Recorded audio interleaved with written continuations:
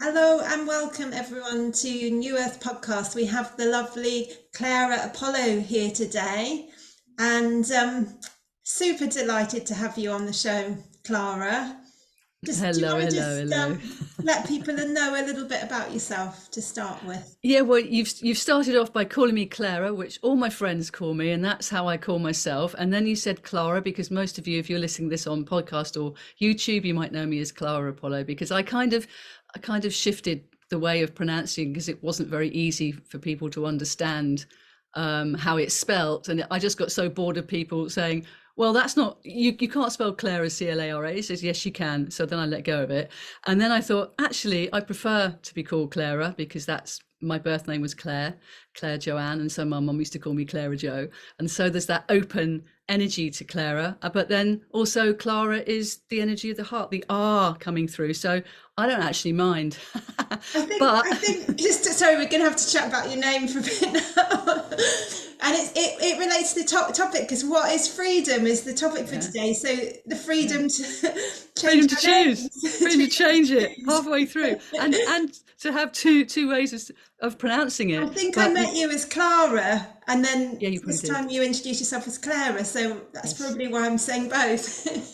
Exactly, and going between the two. So anyone out there that's confused, don't be. It's a choice as to how you feel in the moment, and just and also looking at your own name. Are you happy with your name? Are you happy with how people pronounce your name, or would you prefer it to be slightly different? And I think it's this standing up for what you want, how your resonance is in the world, because your name carries a tone to it. It carries energy to it, and it's important that you're happy with it.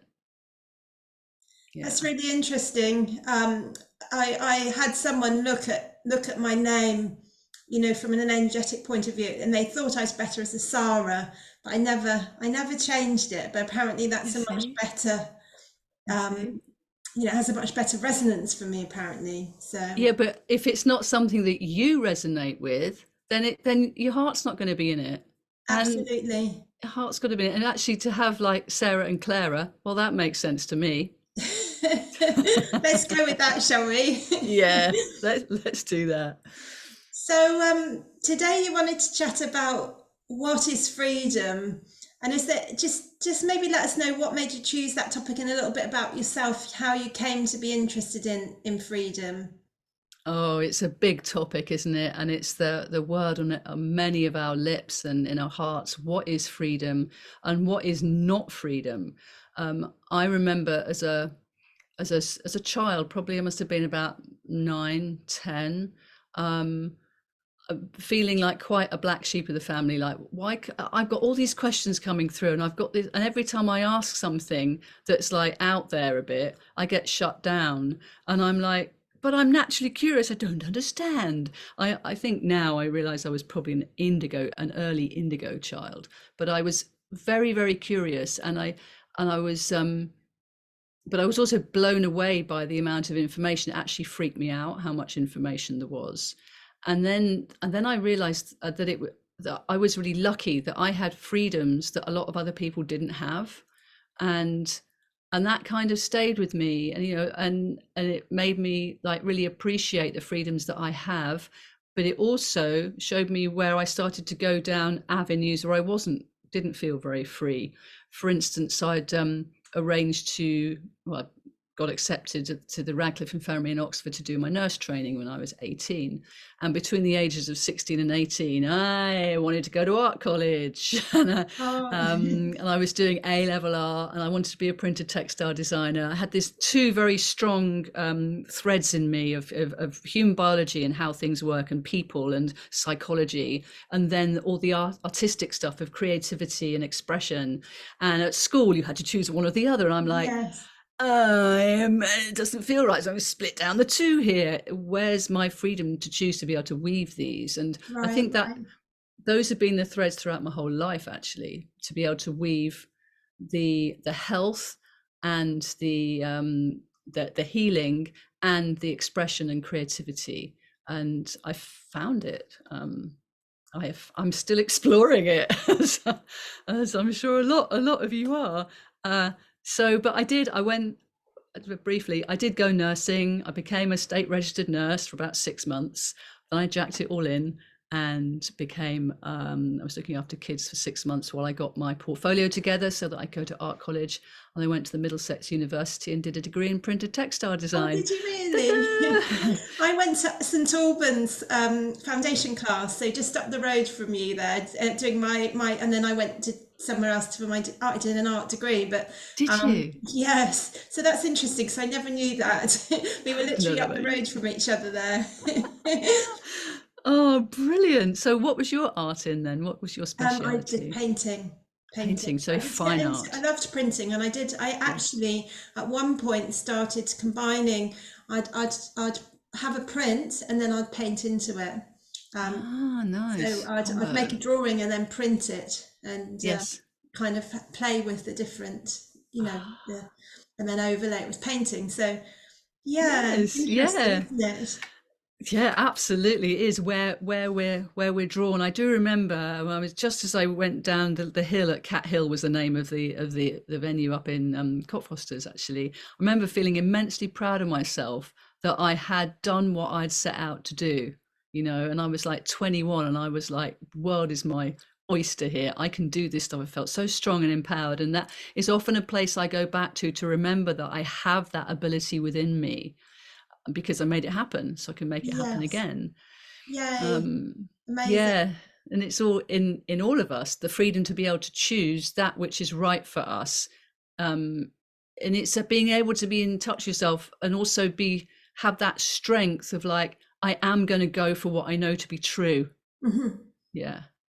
And it's interesting because people often ask me, why don't you paint anymore? What, like, are you not create? Why are you not utilizing the creativity anymore? But I feel I do. I feel I bring it into everything that I do still. The healing work. When I'm sort of creating classes, anything. It's got that visual awareness Exactly. still. So just interested how you kind of moved into from the creativity and how that journey happened for you into what you're doing now. Yeah, an injury. So I became a costume designer. So I did my 3 years and then I was in a band. I was in a band for 15 years called the 8-track Cartridge Family. It was ridiculous. It was super lots of fun. And I was in there making the outfits and I was a stand-in vocalist until no new vocalist turned up and then I did it. So there's a story about owning my voice coming through at the moment as well. And that's Okay. part of it. So when I was in my early 30s, I had my son when I was 28, and he started to bring me back into that healing arena of like, it's probably not a good idea to put vodka in your tea mid-afternoon, Claire. You've got a small child to look after, which was my rock and roll thing. But he really called me back to self-care because I was looking after Yes. him. And I think that Amazing. that book when I was pregnant, it was like, oh, my body actually is a temple, only I didn't use those words then. There was this honoring of this new life growing inside of me, a real turning point. So that by the time he was about 4, um, I was split up with his dad, and I felt very much like I was holding the baby because I was. But he saw his dad every other weekend. He's been a top dad to him, not going to lie. And but I felt very much like there was a lot for me to do, and I was getting burnt out. I was costume designing in the evening and didn't sleep a lot. Burnt the Wow. candle. Would be mum during the day. Didn't want to miss Oh, anything, wow. and I got repetitive strain injury on my arms Oh, really? and I was just waking up. There was one instance, I think I was about 32, 33, and I woke up and just thought, I feel really old. How on earth am I going to manage this? My sleep is now not giving me the recuperation that I Okay. need. I Yeah. haven't got the bounce back anymore. Um, and Lou was at school and he had a mate and her dad was a healer. And he said, come, let me do a healing session on you.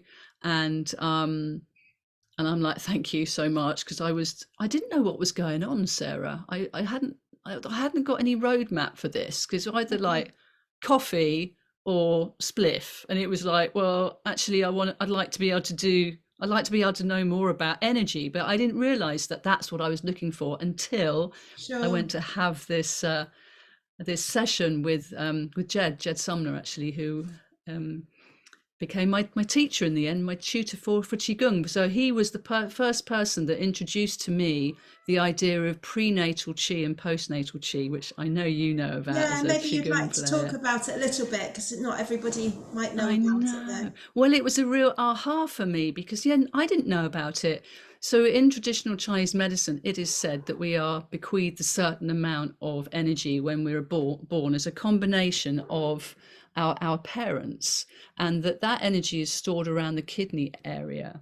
And that when we use it up, we die basically. I'm like, Yeah. oh my god. He said to me, your prenatal chi is shot, and I'm like, what's he talking about? Oh, And I said, is that serious? Is what I said. He said, well, yeah. I said, can I? Is there anything that I can do? He goes, yes, there is. We can gather, we can cultivate, we can harness the postnatal chi that comes from the elements and from our food and the energy that feel that we have in our mind, and then that can enhance whatever we've got left. And I'm going, great. How do I do that then? He said, well, I'm teaching Qigong. Do you want to come down and do some sessions and see how it lands for you? And fabulous. so that was my first introduction. And I tell you what, Sarah, I'm going to ask you where yours was in a minute. But when I first did it, I really, something dropped in. I walked into this class of probably about 8 or 9 people there. They were just standing. And I'm like, what have I let myself in for? And then he was talking us through this awareness of how we were standing. I mean, this was mindfulness back in the early 90s before it was, but this really opened me up to the now moment. And how were my feet on the ground? Was I locking my knees? Yes. Was I sticking my bum out? Probably. Was my shoulders all like from holding the phone to one ear and stitching? I had massive Yeah, shoulder yeah, problems. And then the movements, oh my goodness, the movements were just like the ballet movements I used to do, and this sort of expression of movement for movement's sake. And I'm like, I didn't know that I was missing this in my life, but oh, now it's back. I'm like, hello and thank you. yay, that's incredible. So, And it what was your, stayed with you. It stayed with yeah, you ever since. totally as a real gift. So, I want Yeah. to now know how you were introduced to Qigong. What was your first experience? Well, I was into yoga actually, like my whole life from Yes. from age 18, and I went on a yoga retreat to this retreat center, and I happened to notice that I think it was like a month or so after there was a lady doing a women's retreat there. It was like a women's weekend, and I was really drawn to it. And it turned out that she was a student. She was like a senior instructor of Master Mantak Chia. And this was Hmm. back in 2000, 2001, somewhere around there. And I went along to the weekend and found it incredibly powerful and transformative. But I kind of went away and I think I was studying, I was doing my master's at the time. So I kind of carried on with my life. And then I had a huge trauma in my life. And I remembered that because it had such a powerful that I actually went and I did a week-long Wow. healing class with the Wow. lady. Wow. And it's just been a journey of going deeper ever since. And it's interesting with me. I find there's an ebb and flow with it. And, I have sometimes when yoga can be more in the forefront. Um, and then, and that happened more recently. And then I was helping on a Master Mantak Chia class in May. And it's just ignited. I think there's something about reconnecting with your teacher that kind of ignites the practice again, and kind of gives it a Yeah. lot of fuel, because the reality is that the day-to-day practice, whilst it's also magical, there's a routine to it as well, and it's that balance. And sometimes I find I need to have that reigniting to Yeah. to kind of almost give me some new ideas or something. Exactly. It's the Yeah, inspiration, isn't it? Because yeah, with this practice of energy cultivation work, which is what Qigong is, it is there is a magical quality, there's a practical quality, and there's this potent self-development piece that goes on. And yeah, you can do the same things over and over. I mean, our bodies like hip circles, they like shaking, they like the spinal turn in the arms. Absolutely. They Yeah. need that as a maintenance, which sort of refers back to how useful like yoga is in that department. Our bodies need to have their joints open and stretched and moved. And that part of Qigong is known as Dao Yin. Yes. And then the inner alchemy is more connected to the internal workings of, and then the synergy between the two is where I find it really fascinating. Absolutely. I And find that to sit down and do an inner smile meditation practice without opening up the joints and everything, it's just a whole different experience. It's just not the flow there that, you're so yeah, right. You're yeah, so right that the to take care of the body so that the flow is there, so the connection to the earth is patent and to the heavens, and that your orbit is running. That the flow is there. Your dantians are are are are holding the right sort of quality of energy for you, and that you're happy to sit for a while, because if you've been busy and doing a lot of physical movements and you've got joint pains or you've got some stagnation, you need to unwind them, or the chi's going to get backed up, and it's going to alert you to that area to take care of first. yes, So I think that's one of the things that showed me, because I was rubbish at meditation before I started practicing Qigong. I did used to go to yoga, and I still do Chi yoga now. I do a particular floor sequence that my body really needs. And the combo enables me to come into a much deeper connection with a meditation practice and opening to cosmic awareness, yes, and this inner freedom piece, which is, back to the question of what is freedom. And I think it's a really hot topic in our world at the moment. And you know we could talk about freedom of speech. We could go down that route. Not we could go down the freedom, the autonomy of your body. And as a woman, women have been held back for years. We've got the whole patriarchal society business going on. We've got lots of areas where you could look at the topic of freedom. And I think it all comes back down to is actually the freedom within yourself to be able to notice that you are not your personality, yes, you are not your emotions, you are not this physical body. So what are you? Who are you, oh magical being of the stars, who has been granted this physical vehicle to take care of, to take your soul around the world to do your work and your play? But this piece about, often hear about don't take things personally, you know. So stuff happens and triggers happen and help us to clear our so the shadows in our psyche. All this is really, I'm not taking away from how important that is, because we are multifaceted beings, aren't we? Which is fascinating. absolutely. Yes, But when we can, and this is the bit that Qigong really gave me, was this background presence, this witness bearer that can be called different things by different people, but ultimately it's the aspect of you that's watching everything else. And I don't know about you, but just even presencing it there, that's that idea of being in the back of your mind and the back of your neck, the back of your back, the length of you, just sitting in the back of you and being able to watch what's going on in the front of your mind and the front of your body, or the in front of you, is a really interesting perspective shift. What do you reckon, Sarah? I think that's beautiful. Um, I mean, something about myself was that the grounding for me was a big part of that shift, because I'm someone that's had to really work at that. I could be all up there and with the Yeah. planets and kind of, but to actually ground is, Yes. even now, it's something that I need to be really conscious of doing. Yeah. It's much harder for me. So I find that connection with Mother Earth.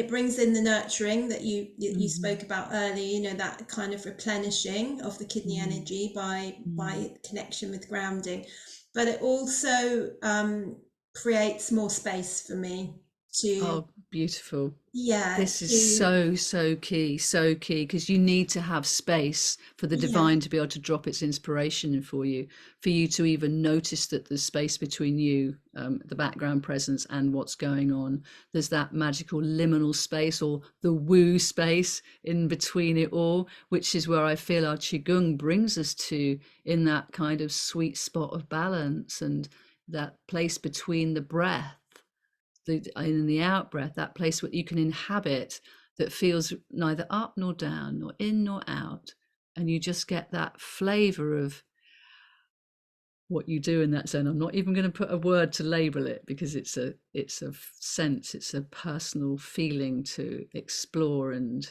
be curious about. that's the thing. I love the curious as well, because Mm. that's what I found with my journey into Qigong. There's a real slowing down, like, you know, ankle circles. You know, like you can do ankle circles, or you can really explore the movement and the space in the joint, and you know, it becomes a whole different experience then. Yeah. So it is that it's that curiousness that keeps the practice alive in a way, isn't it? You know? Well, it's also that slowing down bit is a really important piece that you bring up here, because we're in such a hurry. We're in a world that is fast, it's distracted, it's like here, there, everywhere, multitask. It's like all this distraction from the present moment, which is actually where we really are.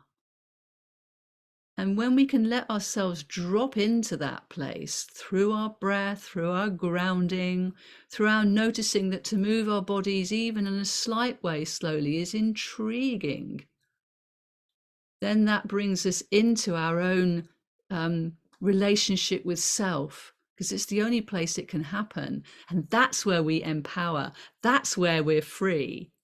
And that is a way that Absolutely. we can connect with each other on. That's where the whole telepathy and psychic arena occurs, and all the the ways of being true in our heart connections and in our communities, in our true communication with one another, comes from the self presence in the now moment of what is true for me here in my heart. And then how am I going to communicate that? And it's not always words, sometimes it's sound.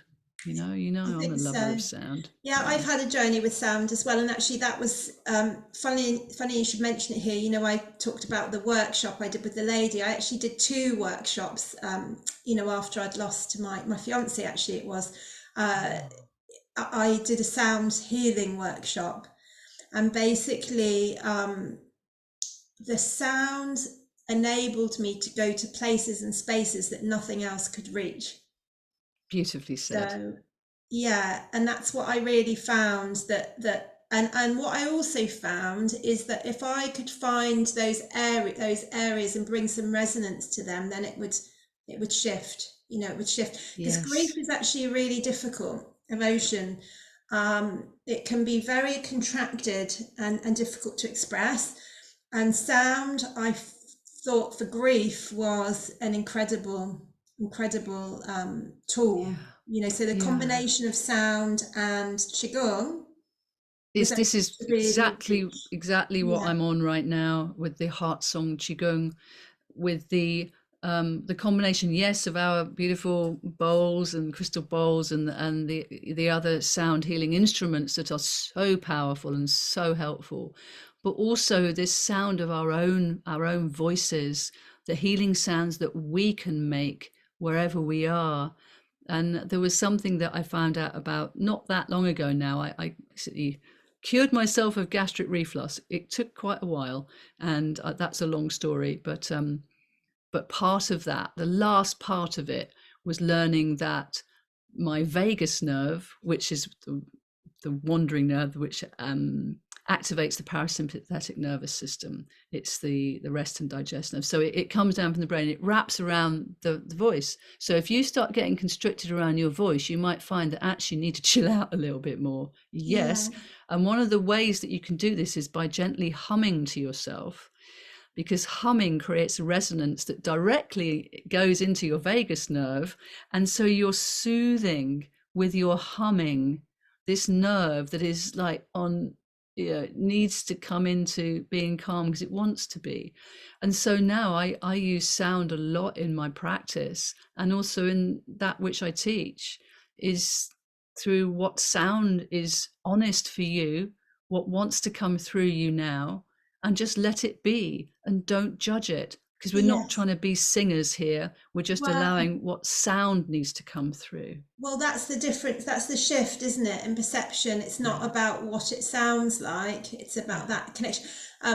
Someone, in the sound healing training that I did at one stage, the guy told us, an instructor told the story of how one of the most powerful healings he'd experienced in a class situation, the guy actually sounded like a foghorn, but Wow. he had come from his heart in such a way that the Yes. person that was receiving Yeah. was just totally, it was profound, you know. So So that is yeah, such a lovely story, that, it's whatever the truth of your sound is. And some guys have these deep baritone voices, and just to be in that resonance when they're doing a foghorn, oh my word, you know.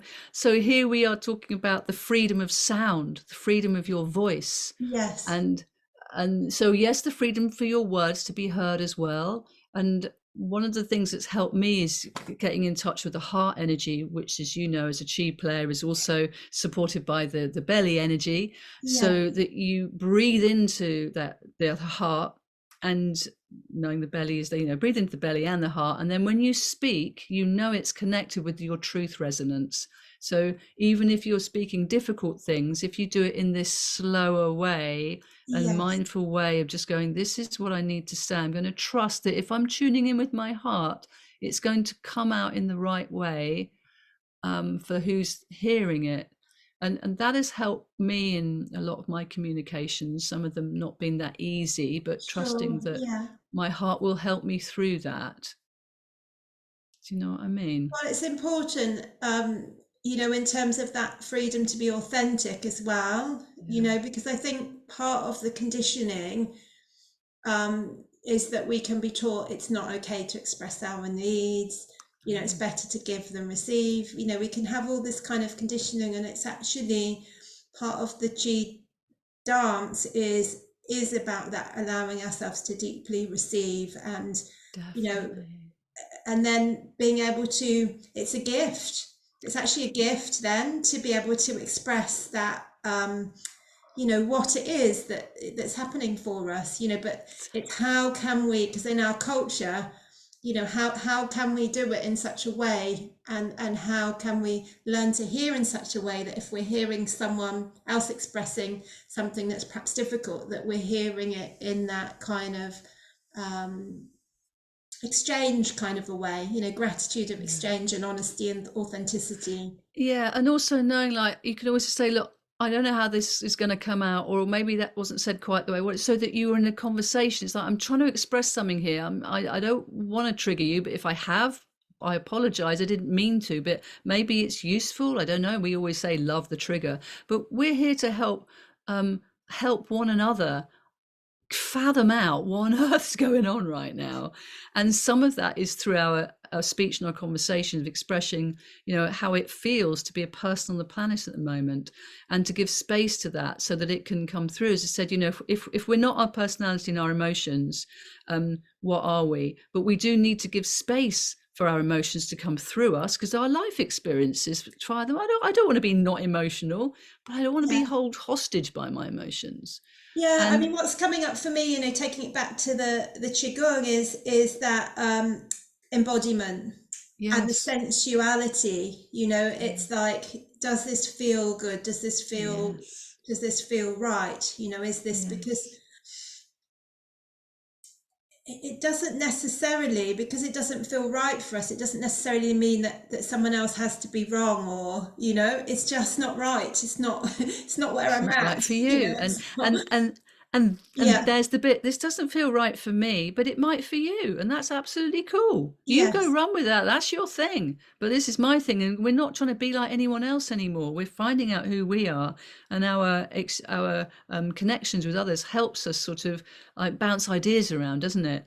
But I just wanted to bring back something that you spoke about how important grounding is, and giving and receiving, because it feels to me that that idea of giving is what we're often trained to do, the conditioning. Just give. If you give from your heart, it will come back to you. Whatever frequency you're giving out, you're going to get back.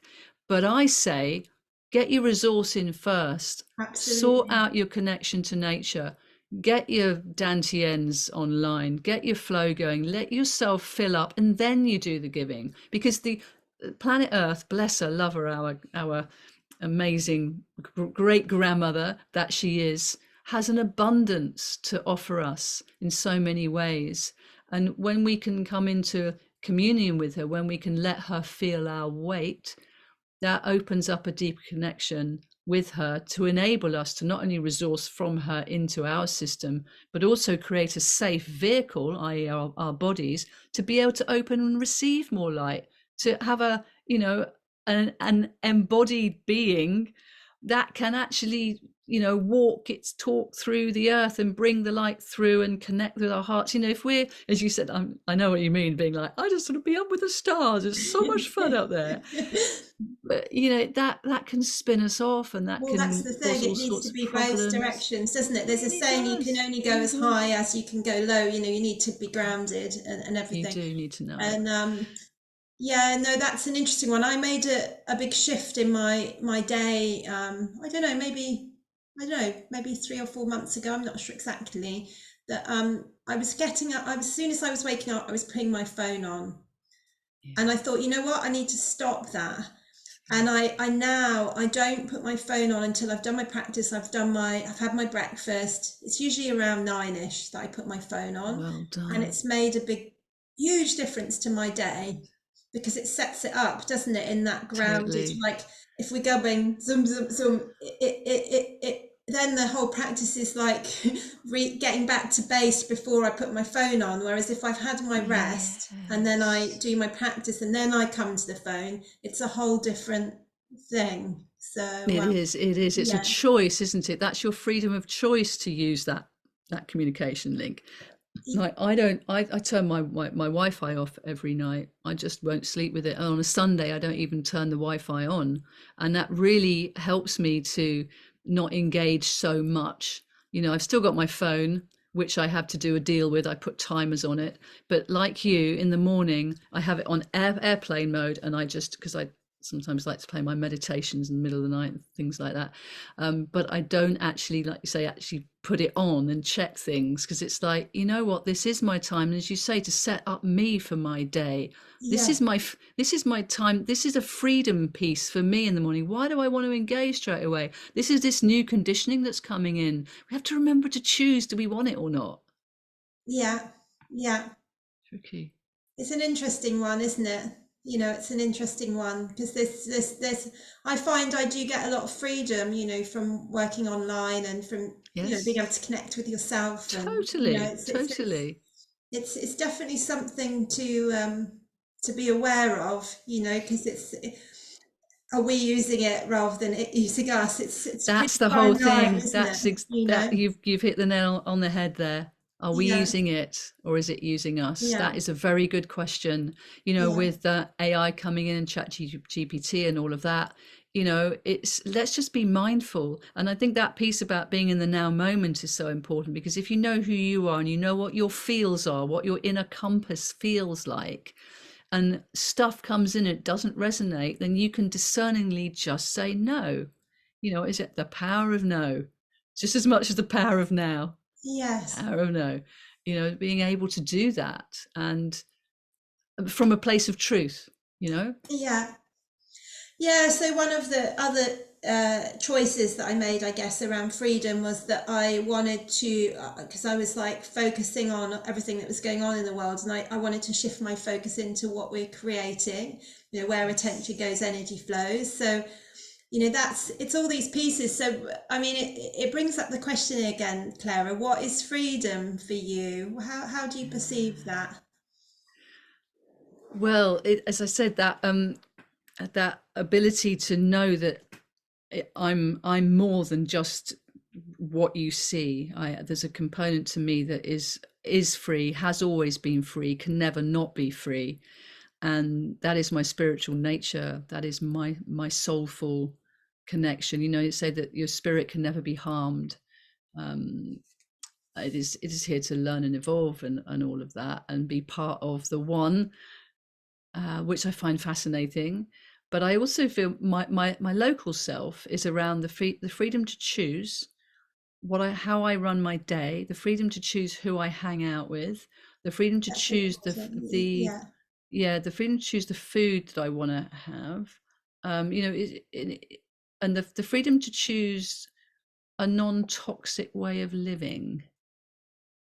It's just not always very easy in this world, but I'm very hot on, as I'm sure you are as well, you know, like not having the Wi-Fi, like having water filters, having clean food, having rich conversations, um, and if you don't get on with people, just graciously letting them go and says, you're not my person, but I'm sure you're someone else's, moving on. And that's not easy when there's people from your past that you kind of were fond of once, and you just think, you know what, this is not working for either of us. And it's just as a gracious kind of, you just don't contact each other quite as much, and that's all fine. So yeah, the freedom to choose and the freedom to be authentically me, and to let that be, have my curiosity cap on.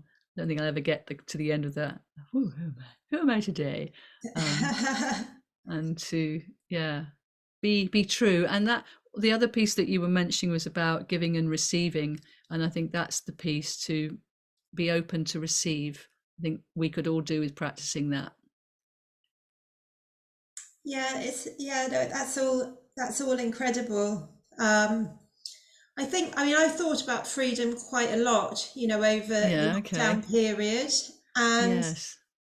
you know, I felt for people I know in parts of Spain, you know, people with children weren't even allowed outside their house and stuff like that. But I was in the UK, very first lockdown, and we were quite fortunate, you know, we were allowed to go for a walk, you know, and it was, and I actually had a really beautiful time because the roads were very quiet and we lived near Mm. Longleat Safari Park.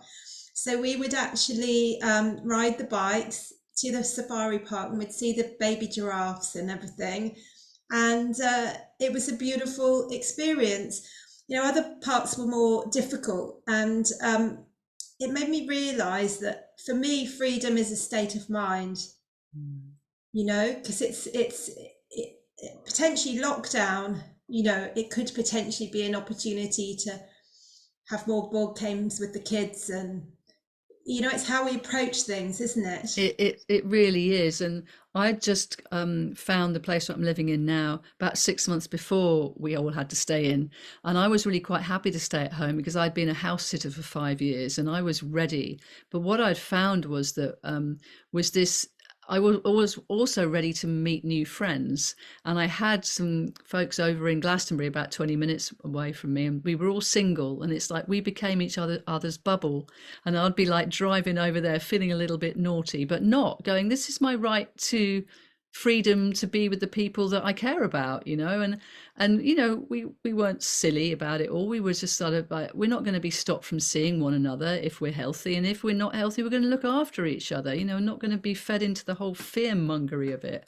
And I Yes. think that we need the we need freedom to find out the information that we need, and that's all coming Yeah. through thick and fast now, Yeah. and a lot of cross-referencing going on, and people's experiences being held as important just as much as the science is, and your psyche as well. You know, anybody that's isolated and locked down, it you will get mental disorders. It is not healthy for you.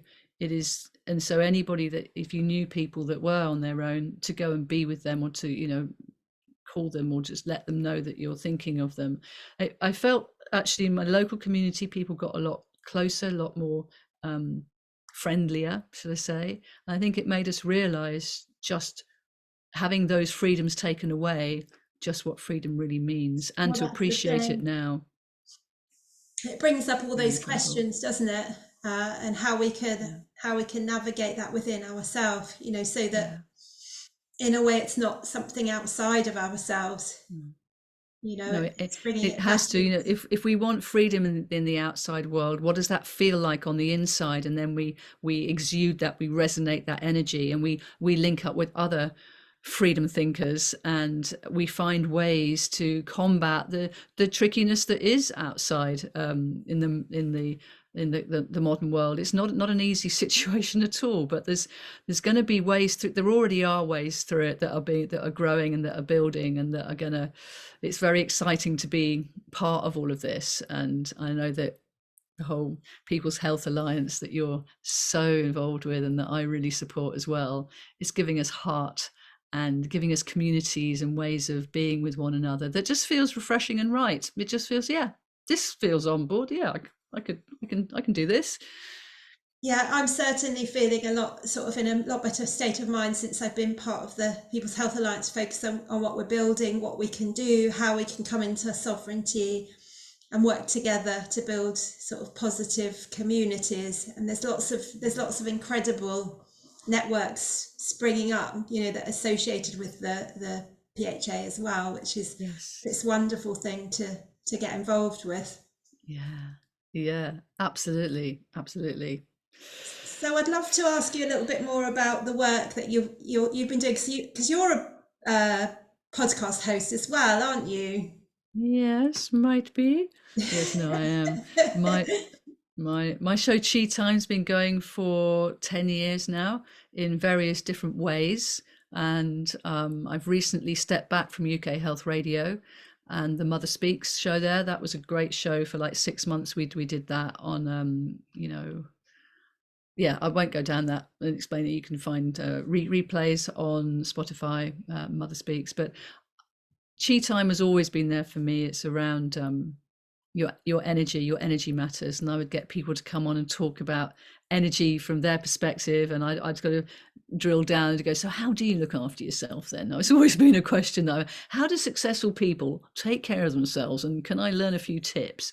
And it was and I started off on Express FM over in Portsmouth, and they really supported me, and then I went on the move to Soul Traveller Radio, which I was part of for quite some years over my whole house sitting time. And I remember once I was in Austria. It was really sad. That was the day that David Bowie died, and I felt absolutely bereft that I wasn't with my mates. I was with someone that didn't really care too much about that, and so I was very grateful for the online community there. Yeah. But Shane from Soul Traveller, he's over in Australia, a big Bowie fan. And between him and I and various different people that we got in, we did a 3.5 hour Bowie extravaganza Oh live wow. between Austria and Australia, which is so brilliant. It was Amazing. such good fun.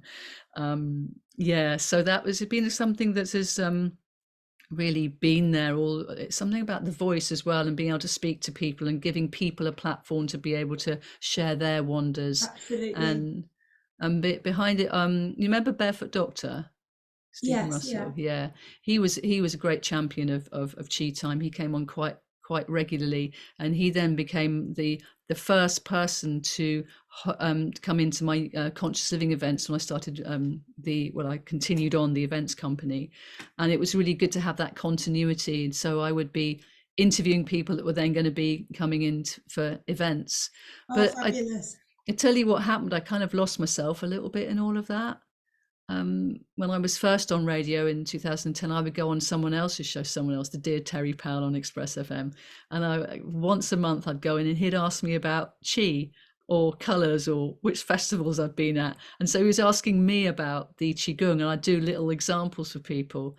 and I feel that that kind of got lost with me being so like curious about other people's lives, that It's I'm kind interesting, of isn't it? lost what I had to share. So I'm pulling it back now. And if you're listening to this on my podcast channel, then hello, yes, this is the sort of thing that's going to be going on, where I can speak to other people, of course, but then other people like to speak to me. So it's this conversation, this natural curiosity about what makes you tick, how you get on. Here's a question about freedom, let's rock with that for a bit. And so it evolves in a way that maybe sort of sparks up questions for you, and then we say, you can come over to Chi Time TV or your New US Earth. podcast. Is Yeah. that what you call it on YouTube? It's I'll put the link underneath the video so everyone can Yeah, find it. and Yeah. I'll put the link also underneath the podcast stuff. So we're Yeah. doing a double bubble experiment here, Yeah, me we're and going to Sarah. put it, and we're Yeah, thinking to do a little experiment yeah, of us both holding space for somebody else as well. So it becomes a real conversation, that yes, has the input of us exactly. both. I So think watch out for so. that. We might be having some follow-ups on this, kind of expanding the Yeah. conversation, as it were, Yes, which might indeed, be really indeed. beautiful as well. Yes. Thank you, thank you. I think if it feels like fun, let's do it. Absolutely, absolutely. And there's so many incredible people. The trouble I'm having is Yes. my waiting list for speakers is getting too, I'm having, it's just, there's only so many people you can interview in, with busy lives. And there's just Yes, so many yes. people, amazing people that I want to chat to. And that's what I love about it. I don't know you as well. I'm Oh, loving absolutely. the conversations. Definitely. I learn so much every time, and that's sort of in a way why I started doing it when I finished my 4 year qigong training up at the London College of Elemental Qigong. I really enjoyed having that holding space of learning and being able to experiment and explore. And then because I lived in the New Forest and my trainings were in London, I used to go up for some of the ones they did after that, but it was like, where's my next teacher? I want to carry on learning. And then I thought, well, if I could talk to some of these people, I would learn, because then I'd be a bit of a swot. Got to answer. So I'd think I would over prepare. So I'd read as much of the book as possible, because I'd be like, oh, am I going to be any good at this? I'd write down loads of questions and then end up just chatting to them like we are, because Yeah, yeah. and with a few key questions to the side. But I found that satiated my need to still learn about self-development, and I think that's where color came back, and I did a course in color psychology with the Color Mirrors tribe, Oh, and that really? brought. I'm Aurosoma background. Oh, Got right, well, so it's all the many. same. It's And that almost like the reminds sounds, the me. colour, we've got Yes, a lot because of, it's so real. I yeah, remember as a printed textile designer, and just briefly, we used to sort of put the binder with the pigment in it in the screens, and the squeegee was ready.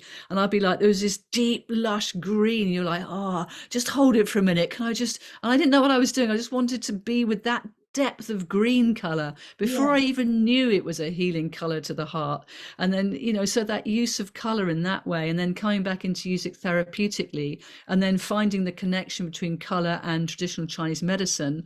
And then you get the chakras coming in, and then I get excited, because then the heart song qigong goes la, which is what I'm doing right now, fabulous. which is sort of weaving together the information from the chakras and the yoga community into the dantians and the Chinese medicine. So we've got a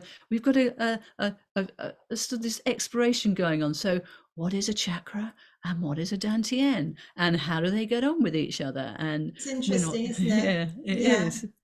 yeah, yeah, and kind of, acupuncture points you could look at as like very mini chakras, really, Yeah, kind of, yeah, yeah, yeah. and how they I, all interconnect. I know somebody that used to do like color puncture, so she'd use different colors on different acupressure points. And like, oh, Wow, that's nice, with light and color. And this is all part of the. It's part of another language for us to. Um, absolutely. there's a language of truth with chi, the language of truth with sound, and there's a language of truth with color. Doesn't get messy. Our words, though we use them to communicate best we can, they're still a language that has it has a weight to it, and it requires the other person to receive it in the way that we've intended it. Things can get misunderstood, but if you've got a color, I mean, some people that don't see color quite as we do would have a conversation about that. But a sound is clear, pure, true. Light is clear, pure, true, and so are you at your essence. You're a divine God spark. So keep coming back into that, honoring Yeah, that. absolutely. Yeah, and the color, I mean, the color's very powerful. I mean, it comes into the Qigong that I work with. You work with the colors associated with the organs, but Totally. also, with the Chinese medicine energy healing work that I do, sometimes organically I have colors coming in to bathe people in colors. So it's interesting, that relationship with colors still, that's how I said earlier, like yourself, you said about that kind of healing, looking at the colors. For me, I used to sit like I painting, and my colors, my paintings were always very colorful, and I'd Yeah. sit mixing them, and Oh, I could mix colors so well. If you held up any kind of color and said mix that, I could mix it for you. I don't think I could do it now, but I could you mix might, any you color, might. like very like spot on. And I used to Yeah. love mixing colors. That Yes. was my Yes. thing. So it's kind Yeah. of that. There And is some also, kind of healing in that kind of mixing the exactly. colors. Mixing. I had to do painted designs. You had to paint the design first, and I would use gouache, and it was very flat. But I would absolutely with you on that. What tones, what colors, and then painting them through, actually through your hand, through your intention, through your love of it, would come the color. And then that reminds me about writing words through you, not on the typewriter, actually through you. What what sort of decoration is your handwriting offering? Just as much as it's got words to it, it's also got flow in it as well, hasn't it? So I don't know about you, but I tend to, if I'm writing, I will write first of all in longhand, stuff that I want to, my own stuff coming through, rather than typing copy for whatever's going on Right, the right. website. Yeah. But even some of that will go through longhand first, because then there's something about it. We've got our fire elements. We've got the pericardium channel, the healing chakra, and we've got all this lovely energy coming down our arms, from our hearts, from our From the minds. heart. I was about to say it's the connection Yeah, with the heart, isn't it? exactly, And I love exactly. this coming, what you're saying about this coming through you, because I interviewed, actually, I think it was my first ever podcast. I had a guy on who was didgeridoo healer, and he was talking about the song lines, which was really Oh beautiful. And he was yes, talking about becoming the instrument, yes, becoming yes, not even the instrument, becoming the sound. yes. And that to me, that's the journey, isn't it? That allowing, that receiving Becoming to yourself. such a depth that it's kind of shifting who we are, really. Mm. And it's owning your sound, and it's receiving sound. So you're reminding me of Seeker, the didgeridoo player, who I have a strong connection with, and his healing. I remember him saying to me once, "You're not just hearing the sound, every one of your cells is responding to it. Your whole body is receiving the sound." And that was exciting, because I hadn't really acknowledged that or realized it in quite that way before. Well, it comes back to the water then, doesn't it? Dr. Emoto and Vader Austin now doing all this research on water Yes, and how it yes, behaves, yes. and because we're such a high percentage of water. And look what happened. I just felt I always love doing a card pull when I do stuff live, and I thought which one of my decks wants to come here with me, and it was Dr. Emoto cards. Yay! Yay! Well, that's the resonance. And look what I've got behind me. Exactly.